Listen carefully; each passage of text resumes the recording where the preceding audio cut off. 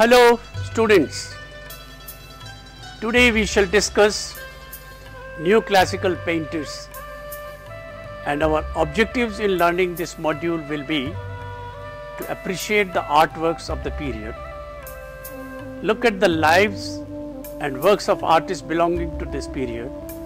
The module is divided into the following: Introduction, Anton Raphael Mengs 1728 to 1779, Jacques-Louis David 1748 to 1825, Jean-Auguste Dominique Ingres 1780 to 1867, William Hogarth, Angelica Kaufmann 1741 to 1807, Francisco de Goya y Luciens 1746 to 1828, Benjamin West. Winkelmann's closest friend and colleague in Rome was a fellow German by name of Mengs. His fresco Rennaissance, painted in 1761 at the Villa Albani in Rome, created a sensation and helped establish the ascendancy of neoclassical painting. The scene is taken from classical mythology. Mount Parnassus in central Greece. Mount Parnassus in the central Greece was where the ancients believed Apollo, god of poetry, music and arts, and the 9 muses, female personification of artistic inspiration, resided. Mengs depicted Apollo standing at the center, almost nude, holding a lyre and olive branch to represent artistic accomplishment. Jacques-Louis David 1748 to 1825. The greatest painter of this style, his excellence lies in the fact in his natural gifts and scrupulous ability to render reality. His natural gifts, his paintings are influenced by the ideals of republican sentiments associated with classical antiquity. In the painting below, in the spirit of its times, you will see the values of honor and self-sacrifice taking precedence over life. You will see the 3 Horatii taking the oath in front of their father. You will see the 3 Horatii taking the oath in front of their father, who holds up their swords, one of the classic gestures of the neoclassical period. In contrasting attitude of the father and sons, the sisters and the child are in the series of fluid rhythmic curves, which reflect the view that they are more emotional. The figures wear Roman dress and the scene takes place in a Roman architectural setting before 3 round arches resting on a type of Doric column.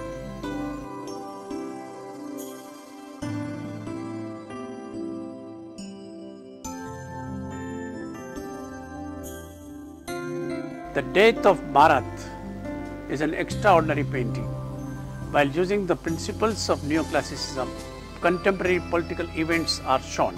Marat was stabbed in his bathtub by Charlotte Corday, a supporter of the conservative Girondin group. Both David and Marat are Jacobins, a group of revolutionary extremists and the patrons of David's painting. David himself was elected to the National Convention and voted to St. Louis XVI to the guillotine when Robespierre, the minister who presided over the reign of terror, fell. David was imprisoned twice, but he regained favor under the Napoleon, who appointed him to be his imperial painter. and granted him a barony. After Napoleon's exile, David left France and died in Brussels in 1825. Look at the dead Marat slumped in his bathtub, his right hand still holding a quill pen, while his left hand grasps the letter that Corday used to gain access to his home. Marat has affinities with Christian images of the dead Christ, emphasizing Marat's role as a political martyr. I hope that you can see Caravaggio's influence in the dark background, from which the figure emerges into light. Look at the pen associated with revolutionary political writing that stands opposite to the instrument of violence and death. After Napoleon was defeated in Italy in 1799, he asked his painter David to make a portrait of him crossing the Alps on a horse. He actually rode on a mule. Look at the very dynamic pose of Napoleon.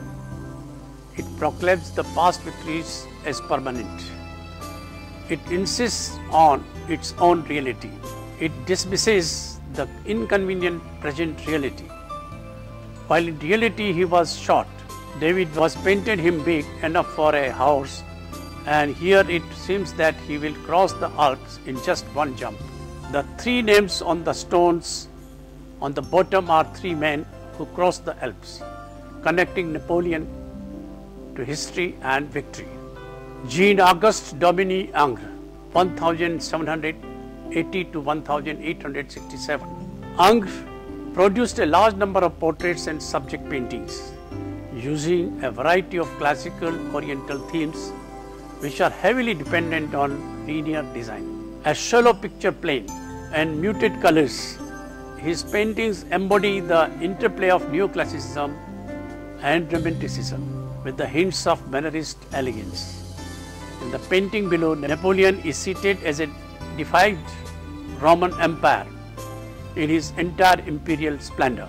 Along with the exaggeration of Mannerism, the clarity and precision of details are characteristics of neoclassical style. The formation of the large V looking upwards points to the grand stature, along with his scepter and the star pointing heavenward. Look at hollow like throne, echoing his laurel wreath. The red color also denotes his imperial power. His smooth, finished surfaces were very characteristic of neoclassicism.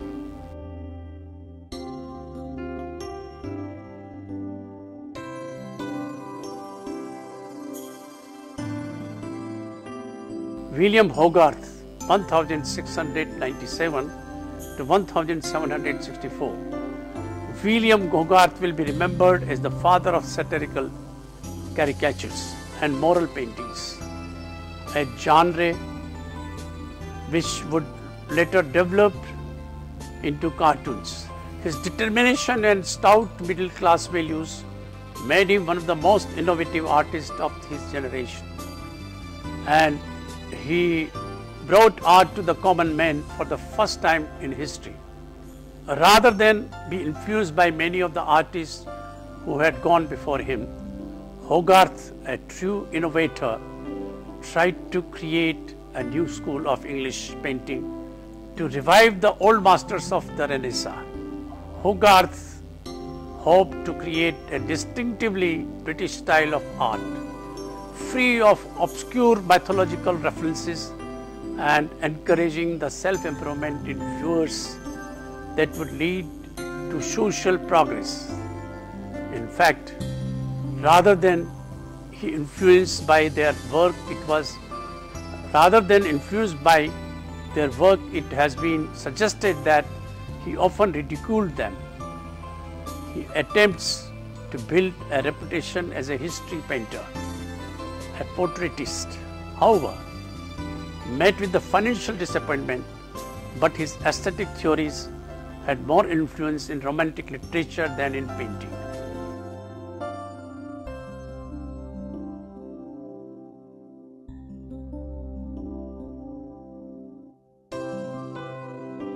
His themes were very neoclassical, though his form and technique might not be. Hogarth portrays the sordid story and sad end of an arranged marriage between the children of an impoverished aristocrat and a social climbing member of newly wealthy merchant class. The cast of characters assembled to legalize the marriage. At the right of the painting sits Lord Scanderfield, raising his whitey right foot on a footstool as he points to his lengthy family tree with a few wilted branches, which goes all the way back to the medieval knights, as if to say that the pile of money in front of him on the table is not payment enough for the marriage contract he is being asked to sign. Young Scanderfield at fop and a simpleton sits on the far left, admiring himself in the mirror and ignoring his future wife as he takes a pinch of snuff. His neck is already showing signs and syphilis. The unhappy bride-to-be is extravagantly dressed but rather plain, and her wedding ring is threaded through a handkerchief to wipe away her tears. In the center, her father, the uncultured but wealthy merchant in the brass red coat, leans forward to study Lord Scanderfield's pedigree and empties sack of money at his feet. The other men are lawyers, including the slippery Silvertongue, who is sharpening the quill that will seal the young couple's fate.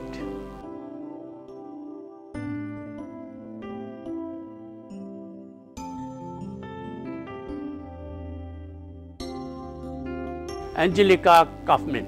This Swiss history painter trained in Italy and arrived in London in 1766 to great acclaim, inspiring British artists to paint classical history paintings and British patrons to buy them.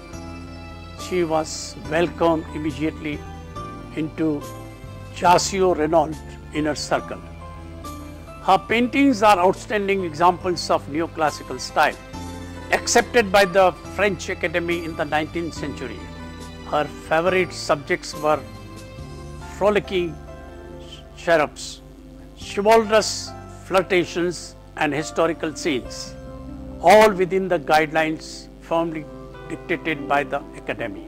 Kaufmann recognized the danger of undue acceptance of strict rules, rejecting the overstated frigidity of the purest forms of neoclassicism and adding sensuous lines, a refined sensibility and the harmonious feminine touch.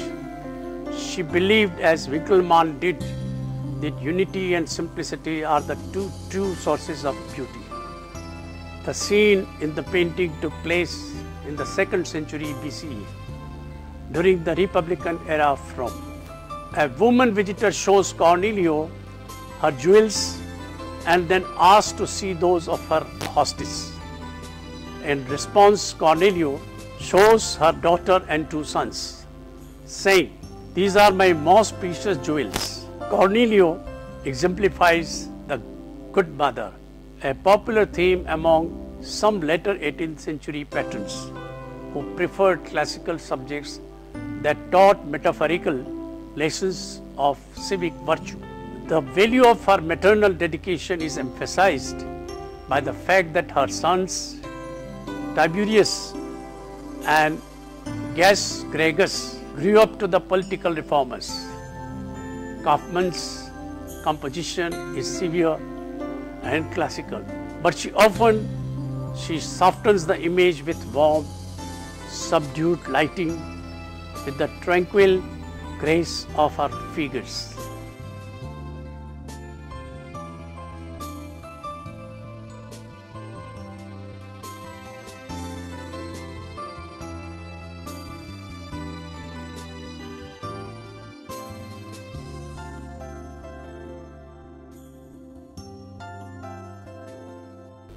The Goya Lucians 1746 to 1828.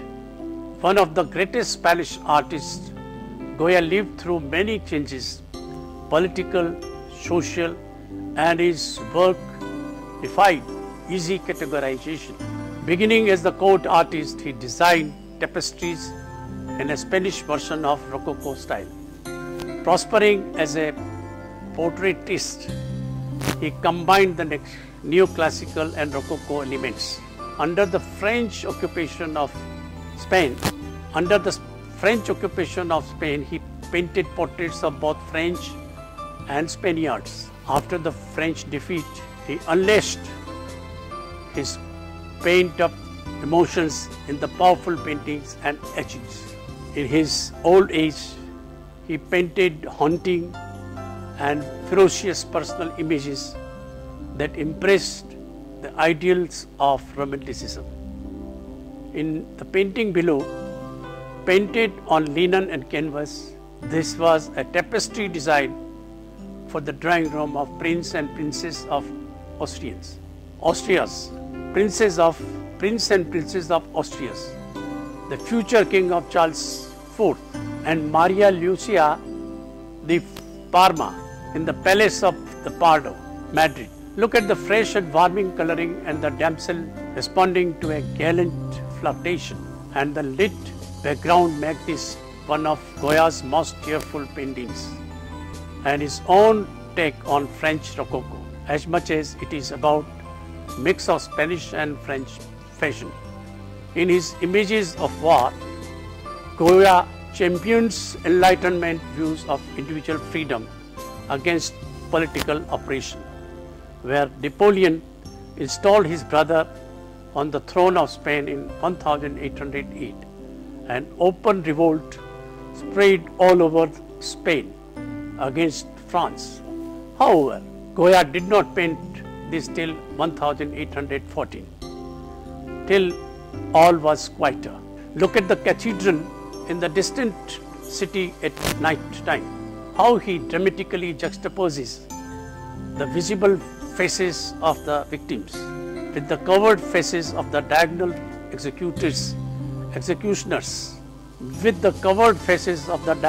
executioners, the French. This painting is an image of blind terror and a desperate fear. There is no moral here, only hopeless rage. The emotional poses and gestures accentuated by thick brushstrokes and the stress on the individual reactions to the blind brute forces of the firing squad are characteristic of Goya's Romanticism. His painting has now moved from the relative restraint of the court to impassioned Romanticism. Also look at the heroic figure in the center in yellow and white, standing with hands raised in a Christ-like position. Although etching was not new to the 19th century, its use in combination with aquatint was. In aquatint, the artist covers the spaces between etched lines with a layer of rosin, a form of powdered resin. This partially protects against the effects of the acid bath. Since the rosin is porous, the acid can penetrate to the metal, but the artist controls the acid's effect on the plate by treating the plate with varnish. This technique expands the range of grainy tones in the finished prints. Aquatint thus combines the principles of engraving with the effects of watercolor or wash drawings. Goya invented this style of etching. In 1799, Goya published Los Caprichos, a series of etchings combined with the new medium of aquatint and depicts psychological phenomena, often juxtaposing them with an educational or social message. In this painting, you will see the slumbering personification of reason is haunted by a menagerie of demonic-looking owls. Demonic-looking owls, bats, and a cat that are let loose when reason sleeps. This set of etching plates were completed in about 1815, but were published in 1863 only due to the aggressive government. Here, the officer contemplates his hanging victim with satisfaction. You can see the other hanged man in the row. Look at the triangular formations of these hanged men and the smaller one of the officer's postures separately. His nubing titles for each etching only exaggerate the effect they have on the viewer eyesight. And this too, all this and more, the same thing elsewhere, ETL. We are compelled to think about how both the today and that remote past are the same in terms of violence committed. Let us look at some more of his works.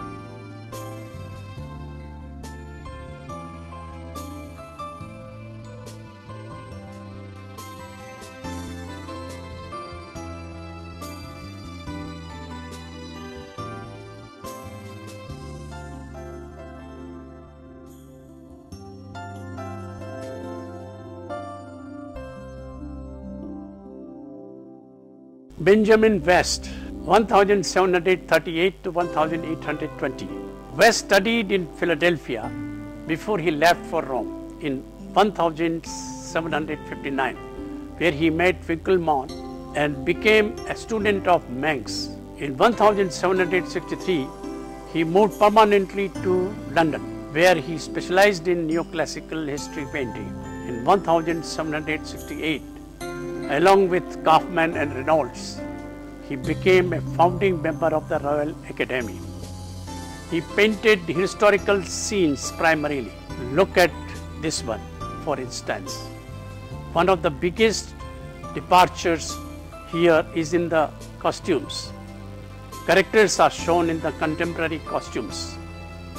His intention was to keep grandness of the message and the themes intact rather than the portrayal. This painting, no wonder, is called the first modern painting. West's painting glorifies the British General James Wolfe, who died in 1759 in the British victory over the French for the control of Quebec during the 7 Years' War. During the 7 Years' War, 1756 to 1763. Look at his red uniform, the cloud-swept sky, portrayed in a very naturalistic manner, while maintaining the heightened emotional intensity of valor and heroism.